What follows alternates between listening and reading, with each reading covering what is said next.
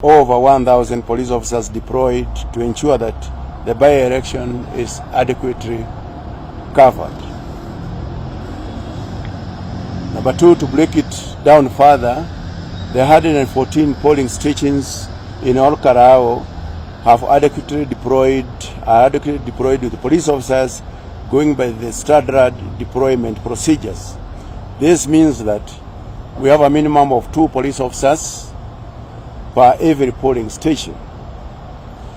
Their work shall be to safeguard the voting materials, the voting process itself, while offering adequate security at each and every polling station, ensuring the electoral officials perform their duties well and unhindered. Additionally, there are riot standby teams deployed at all polling stations.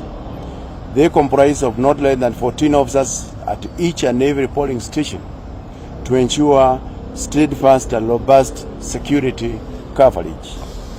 Further to this, there are specialized teams that have been deployed to give an overall and unbreachable security ring as follows.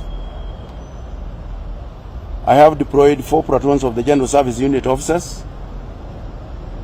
I have deployed 4 platoons of Anti-stock theft unit officers. I've also deployed 4 water cannons.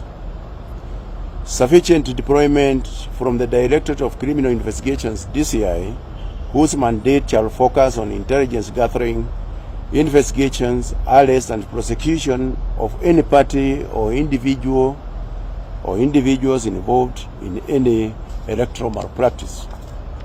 Finally, I reiterate that the National Police Service shall remain steadfast during the by-election process, ensuring that a guaranteed security exercise is carried out where the people of Kalou have a chance to exercise their democratic rights in the best way possible and in an environment of peace and security.